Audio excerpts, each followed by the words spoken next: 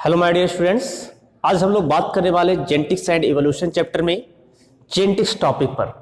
Genetics and evolution जो class 10th में अगर देखा जाए तो इसमें दोनों पोर्शन आपको एक साथ पढ़ना है, जेनेटिक्स भी पढ़ना है यानी मेंडल के मेंडलिज्म भी कहेंगे।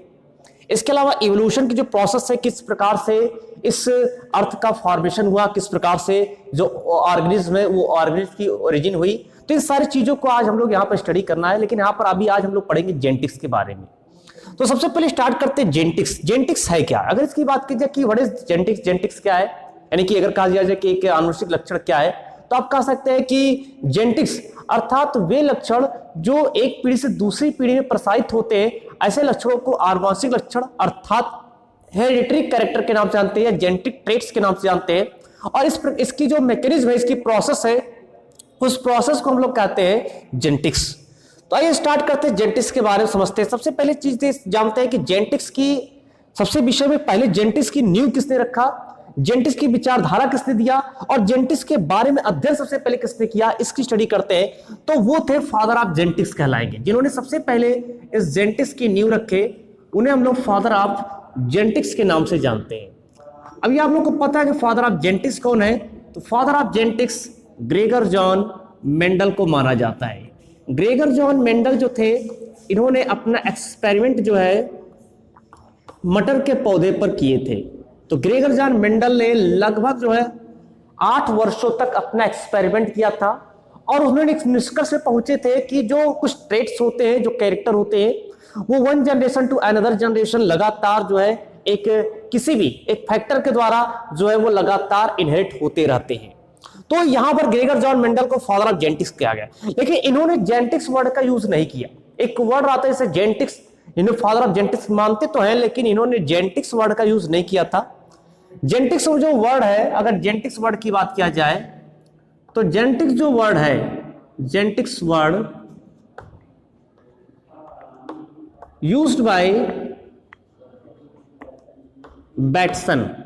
जेनेटिक्स जो शब्द है, इस शब्द का सबसे पहले प्रयोग जो है वैटसन ने 1905 में किया था। और ग्रेगर जॉन मेंडल ने जो अपना पूरा एक्सपेरिमेंट है, वो एक्सपेरिमेंट 1857 से लेकर के 1864 तक इन्होंने अपना एक्सपेरिमेंट किया था। तो आपको ये चीज क्लियर हो गया कि इन्होंने अपना एक्सपेरिमेंट कब किया था, और जो जेनेटिक्स वर्ड है उसके काफी वर्षों बाद इस शब्द का यूज किया गया। लेकिन इनको हम फादर ऑफ जेनेटिक्स के नाम से जानते हैं क्योंकि इन्होंने इस जेनेटिक्स की नींव रख के इन्होंने बताया कि किस प्रकार से आनुवंशिक लक्षण जो होते हैं वो पीढ़ी दर पीढ़ी लगातार प्रसारित होते रहते हैं। जो ग्रेगर जॉन मेंडल है, अगर उनकी बात किया जाए तो इन्होंने अपना कोई बुक नहीं पब्लिश किया था। जैसे और भी साइंटिस्ट होते हैं और भी जो दार्शनिक थे, वो सभी ने अपने अपने बुक लिखे थे, इसका हम उनको जानते हैं, लेकिन इन्होंने अपना कोई भी बुक यहाँ पर नहीं किया था, बल्कि इनका पेपर पब्लिश हुआ था। और पेपर जो पब्लिश हुआ था वो 1866 में, इन ईयर्स 1866 एक पेपर था जिसका नाम था annual proceeding of natural history society of Brunn. Brunn जो है एक शहर का नाम है, ऑस्ट्रिया देश में पड़ता है। तो यहां पर एक पत्रिका छपती थी जिसका नाम था annual proceeding of natural history society of Brunn. इसमें इन्होंने अपना पेपर पब्लिश कराया था। एक्चुअल में जो पेपर था, उस पेपर में बहुत कुछ ज्यादा नहीं था, बस उसमें क्या था, जो जेनेटिक्स उन्होंने एक्सपेरिमेंट किया था उसके कुछ प्रिंसिपल्स, उसके कुछ पोस्टुलेट्स, कुछ अवधारणाएं वहां पर थी, वो निष्कर्ष था वहां पर। उसी निष्कर्ष के आधार पर बाद में जो है मेंडल्स ला दिया गया। तो मेंडल्स की अगर हम लोग बात करें तो मेंडल की ये इनकी जो अवधारणाएं छपी थी वो इस पत्रिका में छपी हुई थी। अब अगर बात करें तो मेंडल के जो पुनर्खोजकर्ता यानी कि जो न्यू मेंडलिज्म थे, मेंडलवाद के पुनर्खोजकर्ता जिसको कहते हैं, वो कौन थे, जिन्होंने क्योंकि मेंडल ने जो अपना एक्सपेरिमेंट किया था, आपको याद रहे कि वो जो मेंडल ने अपना एक्सपेरिमेंट किया था वो तो 1864 में और 1866 में इनके पेपर पब्लिश हुआ था। लेकिन लगभग 34 इयर्स तक किसी भी साइंटिस्ट का इस पर ध्यान नहीं गया, किसी भी साइंटिस्ट ने इन पर ध्यान नहीं दिया। लेकिन 34 इयर्स के बाद, after 34 years in 1900 in years 1900 में 3 साइंटिस्ट हुए। एक का नाम था ह्यूगो डे व्रीज,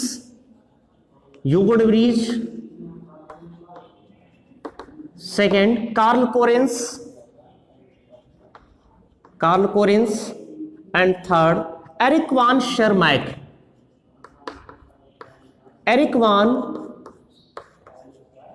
शेरमैक। तो ये 3 साइंटिस्ट का फिर ध्यान गया लगभग 30 इयर्स के बाद, थोड़ा सा ध्यान गया कि जो मेंडल ने अपना एक्सपेरिमेंट किया था, उस एक्सपेरिमेंट्स को उन्होंने जो अपने निष्कर्ष के आधार पर उस पत्रिका में छपवाए थे, उसमें उन्होंने देखा कि बहुत सारी चीजें उन्होंने एक्सपेरिमेंट किया तो वही सारी चीजें आ रही थी जैसा कि मेंडल ने अपने एक्सपेरिमेंट में बताया था। इस तरह से इन्होंने मेंडलवाद की पुनर्खोजकर्ता के रूप में यह प्रस्तुत हुई और इसके बाद से मेंडल्स लॉ स्टार्ट हो गया। अब बात करते हैं यहाँ पर कि जो मेंडल ने जो यहाँ पर आनुवंशिक लक्षण है, जो पीढ़ी दर पीढ़ी लक्षणों को ले जा रहा, उसके लिए उन्होंने शब्द का यूज क्या किया, तो वो था फैक्टर शब्द। जो जीन शब्द है, जिसको हम लोग जीन के नाम से जानते हैं, जो ये जीन वर्ड है, अगर जीन वर्ड की बात किया जाए तो जीन वर्ड जो है इसका सबसे पहले अगर प्रयोग की बात किया जाए तो ये तो जोहानसन ने इस शब्द का सबसे पहले प्रयोग किए थे। जोहानसन ने इस शब्द का प्रयोग सबसे पहले किया था और वो भी 1909 में किए थे। 1909 में किया था, यानी एक्सपेरिमेंट जब चल रहा था मेंडल का, उस समय तक ऐसे कोई भी जो है जीन वर्ड नहीं था जिसको वो जो है कह सके कि वो आनुवांशिक लक्षणों को पीढ़ी दर पीढ़ी ले जा रहा है। तो वहां पर उन्होंने इस जीन शब्द के लिए इसका एक कह सकते हैं पर्याय है जिसको फैक्टर के नाम से जानते हैं, उन्होंने फैक्टर शब्द का यूज किया था। अभी बात करते हैं कि मेंडल्स के एक्सपेरिमेंट किस प्लांट्स पर किया था, मेंडल ने अपना एक्सपेरिमेंट किस प्लांट पर किया था। तो मेंडल्स एक्सपेरिमेंट्स की अगर बात किया जाए, मेंडल्स एक्सपेरिमेंट, तो मेंडल ने अपना जो पूरा एक्सपेरिमेंट है वो एक मटर का पौधा पाइसम सेटाइवम जो कि गार्डन पी है, उस गार्डन पी में इन्होंने अपना एक्सपेरिमेंट, गार्डन पी पर अपना एक्सपेरिमेंट किया था। एक रीजन कि क्यों इन्होंने पाइसम सेटाइवम का ही यूज किया, क्यों इन्होंने एक पाइसम सेटाइवम प्लांट्स का यूज क्यों किया, किसी और प्लांट्स का यूज क्यों नहीं किया, तो इसके कुछ क्वालिटीज थी। सबसे पहला अगर बात करें जो पाइसम सेटाइवम होता है, ये पाइसम सेटाइवम एक तो एनुअल प्लांट्स होता है। कैसा होता है आपको पता है कि ये एनुअल प्लांट्स है, 2 से 3 महीने का इसका लाइफ ड्यूरेशन जो होता है, इसकी जो लाइफ ड्यूरेशन है या पीरियड है वो बहुत ही कम होता है, ये 2 to 3 months का होता है। तो ये एनुअल होता है। इसके अलावा ये हर्बेसियस नेचर का होता है, बहुत छोटे छोटे होते हैं तो इनको संभालना आसान हो जाता है, इसकी देखभाल करना आसान हो जाता है। तो ये हर्बेसियस नेचर के होते हैं, हर्बेसियस नेचर के ये जो है रहते हैं, तो इनकी देखभाल करना बहुत ही इजी हो जाता है। इसके अलावा इसमें क्या होता है, इसका जो करोला होता है, करोला, इस करोला का जो एस्टिवेशन होता है ये थोड़ा स्पेशल टाइप का होता है, इसमें वैक्सिलम एस्टिवेशन पाया जाता है। वैक्सिलम एस्टिवेशन होने के कारण क्या होता है कि इसमें जो है यहां पर cross pollination, naturally cross pollination नहीं हो सकता है, यानी आपको लिखना है कि डू नॉट अकर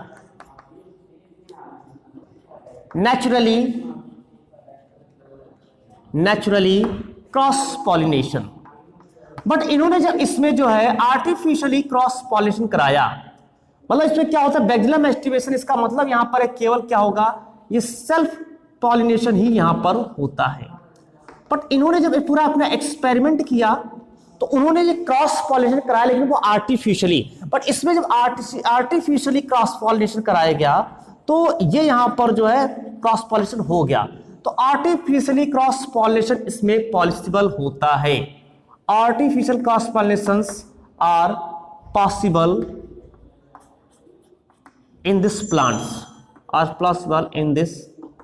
प्लांट्स, इस तरह से यहां पर जो है अगर देखें तो यहां पर क्रॉस पॉलिनेशन पॉसिबल होता है।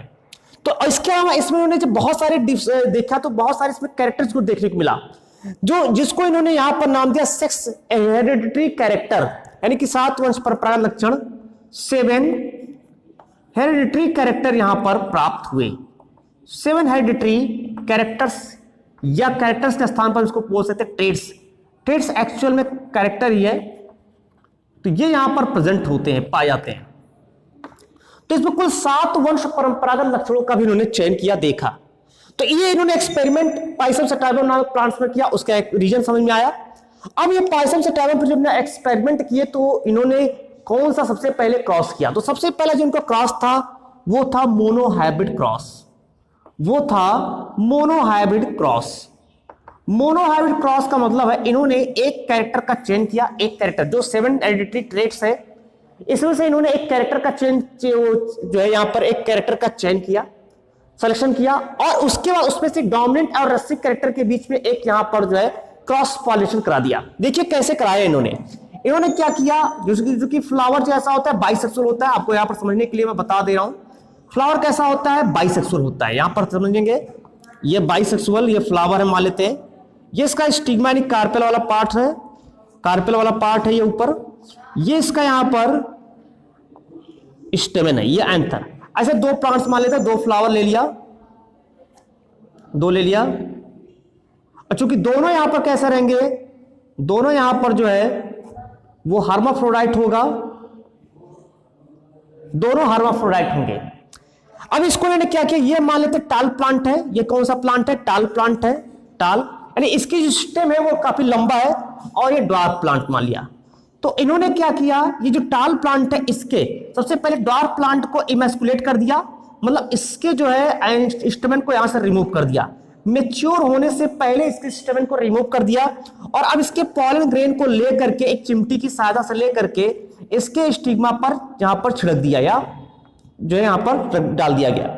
इस तरह से यहां पर क्रॉस पॉलिनेशन हो गया। याद रखना है कि किसके पॉलन ग्रेन को ले गया, जो टाल प्लांट्स है उसके पॉलन ग्रेन को ड्वार्फ प्लांट्स के स्टिग्मा पर जो है पहुंचाया गया, और उससे पहले पहुंचाने से पहले यहां पर मैच्योर होने से पहले उसके एंथर को यहां से रिमूव कर दिया गया। तो यहां पर मोनोहाइब्रिड क्रॉस में एक इन्होंने लिया जो डोमिनेंट कैरेक्टर था, डोमिनेंट कैरेक्टर यानी कि जो टाल स्टेम होता है वो डोमिनेंट कैरेक्टर होता है, और जबकि जो रेसिसिव कैरेक्टर होता है यानी जो ड्वार्फ कैरेक्टर है स्टेम है वो रेसिसिव कैरेक्टर में आता है।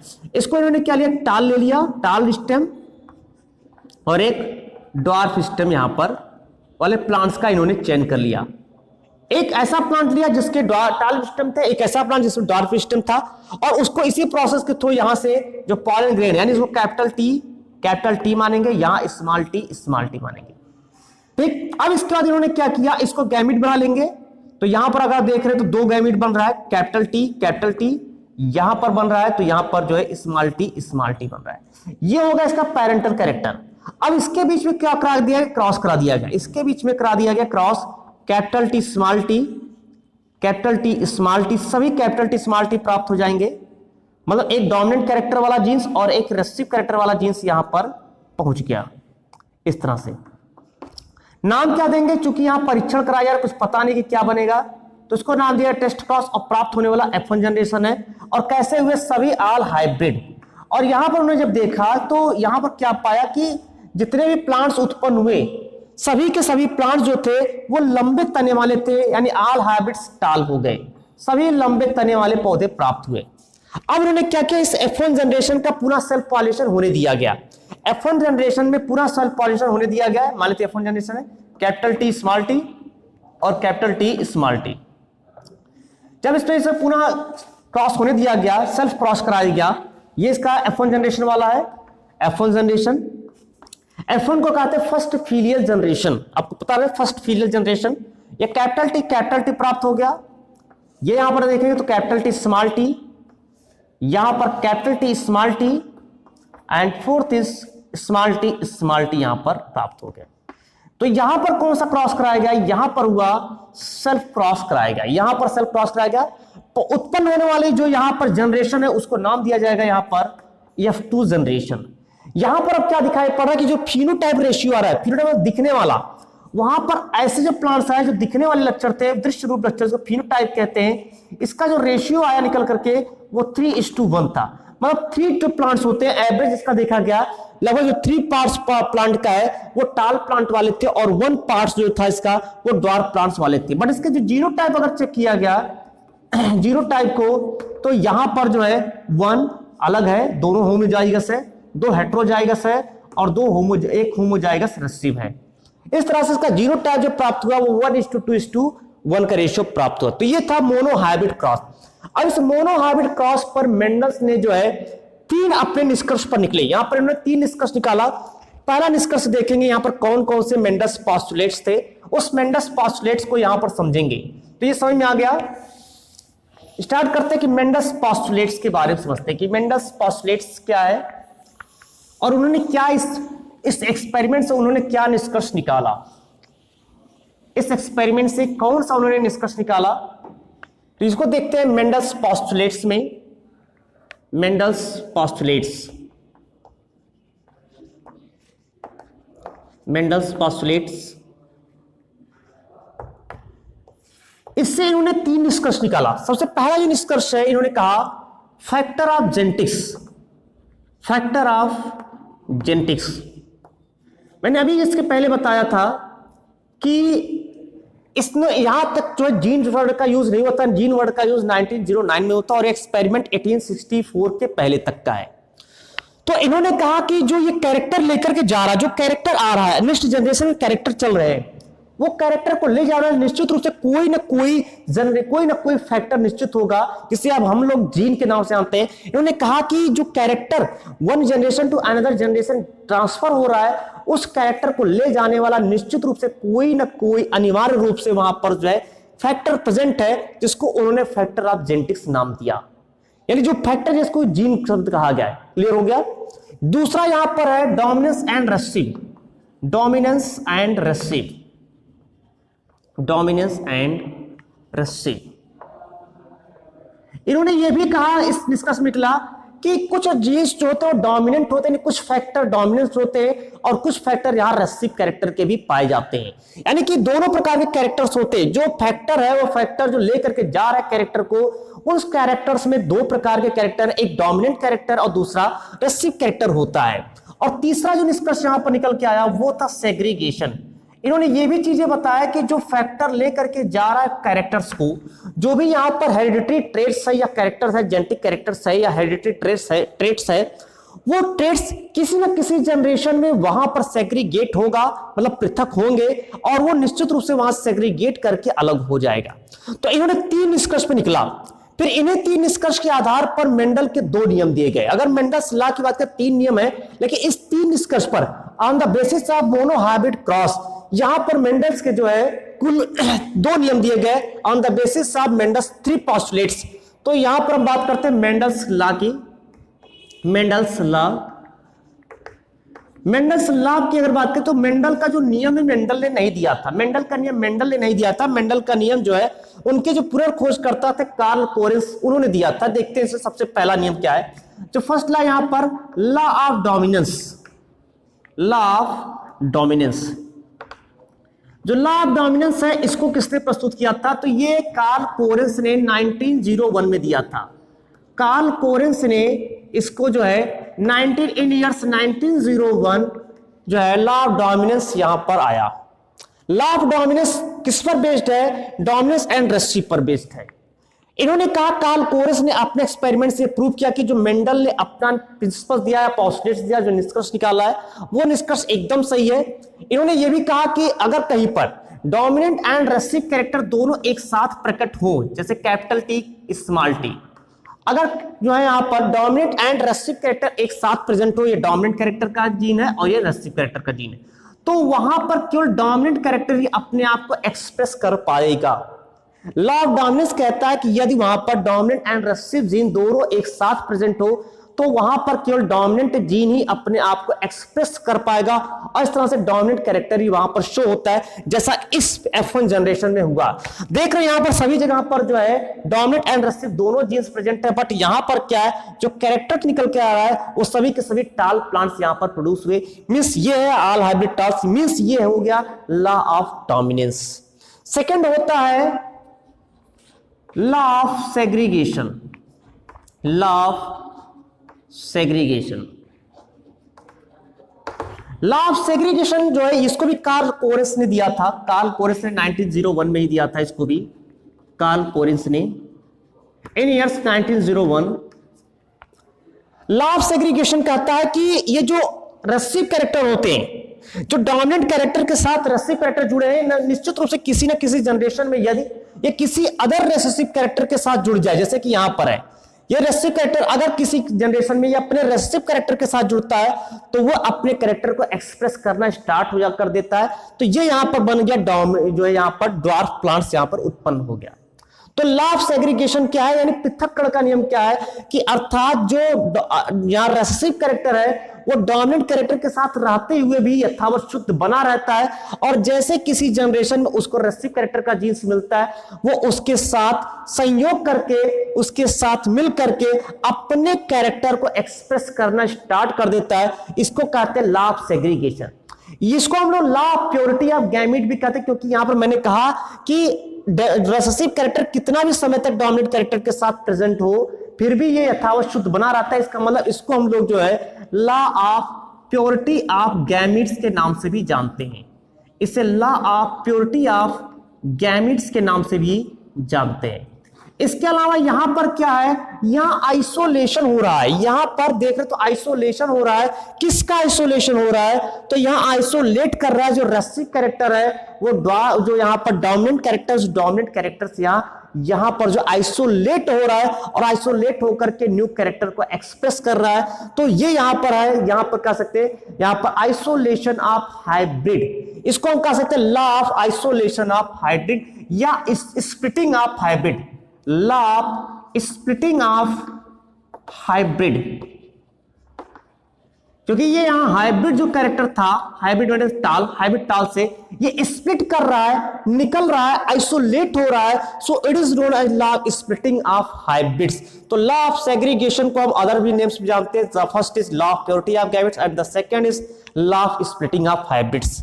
तो on the basis of 3 Mendel's postulates, Karl Corres proposed 2 Mendel's law. The first is law of dominance and second is the law of segregation. Law of dominance characters means where dominant and recessive characters are present in one plants, then dominant character is self-expressed and recessive character is not expressed. But in the second stage law of segregation की अगर हम लोग बात करें, in the second stage law of segregation, when जो dominant and recessive characters है, ठीक है, यहां पर जो हाइब्रिड है ये हाइब्रिड में से जो रेसिव कैरेक्टर्स होता है, if recessive characters met the other recessive characters then they express your self characters. So it is यहां पर F2 जनरेशन में यहां पर प्रेजेंट हो रहा है, यहां पर डॉर्क कैरेक्टर्स आ जाता है। तो इस तरह से यहां पर अगर आप देखेंगे तो ये लॉ ऑफ सेग्रीगेशन को हम law of purity of gametes और law of splitting of hybrids के नाम से जानते हैं। तो ये मेंडल्स के मोनोहाइब्रिड क्रॉस पर दिया गया 3 पोस्टुलेट्स एंड उस पोस्टुलेट्स पर डिपेंड है। मेंडल्स के 2 लॉ यहां पर डिपेंड्स होते हैं। तीसरा जो लॉ है, थर्ड लॉ जो है वो मेंडल्स के 4th पोस्टुलेट्स पर है, और जो मेंडल्स का 4th पोस्टुलेट्स होता है वो डाई हाइब्रिड क्रॉस पर डिपेंड्स होता है। उस डाई हाइब्रिड क्रॉस को हम लोग पढ़ेंगे नेक्स्ट वीडियो में। तब तक के लिए आप इस वीडियो को देखिए, एंजॉय करिए। मिलते हैं नेक्स्ट वीडियो नेक्स्ट टॉपिक के साथ। Thank you so much.